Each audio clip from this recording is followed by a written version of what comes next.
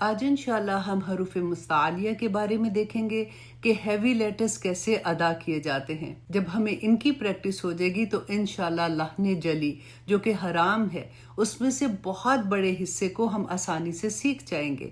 میں نے پوری کوشش کی ہے کہ ہم آسانی کے ساتھ یہ سمجھ سکیں کہ ہم ہیوی لیٹرز کو کس طرح سے ادا کریں گے۔ آج انشاءاللہ ہم حروف مستعلیہ کے بارے میں سیکھیں گے۔ آپ لوگوں نے نام کی وجہ سے پریشان نہیں ہونا۔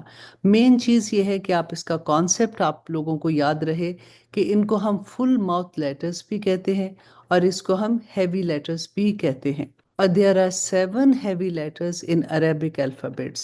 آپ ان حروف کو یاد کر لیں، یہ ہمیشہ ہیوی ہی پڑھے جاتے ہیں۔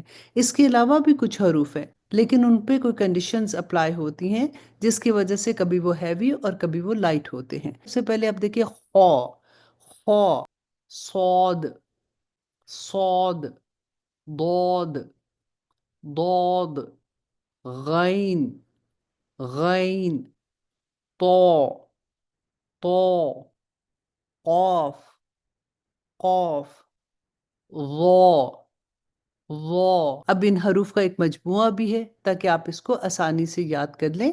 خص، ضغط، قض۔ اب یہاں پہ میں نے ایک جیسے حروف جو ہیں ان کو اکٹھا کر دیا ہے تاکہ آپ آسانی سے یاد کر لیں۔ صاد، ضاد، غین، خا، طا، ظا، قاف۔ اور آج انشاءاللہ ہم ان 2 حروف کی پریکٹس کریں گے، غین اینڈ خا کی۔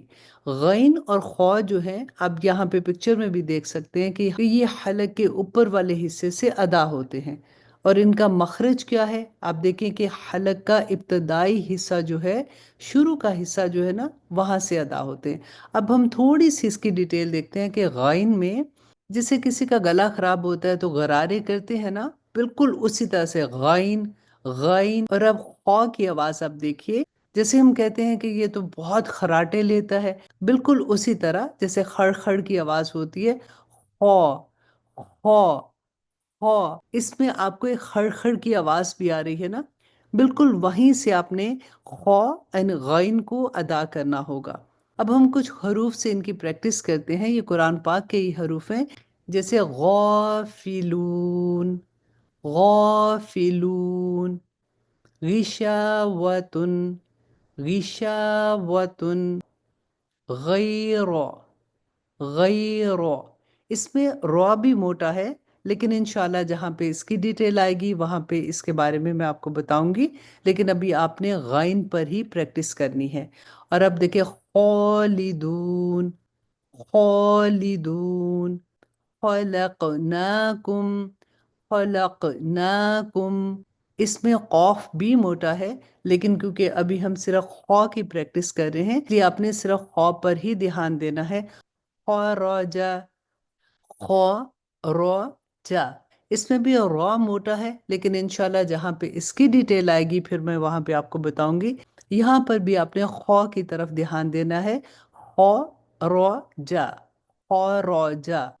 انشاءاللہ نیکسٹ کلاس میں ہم 2 اور ہیوی لیٹرز کی پریکٹس کریں گے اور انشاءاللہ بہت جلد ہم اپنی تجوید میں بالکل پرفیکٹ ہو جائیں گے۔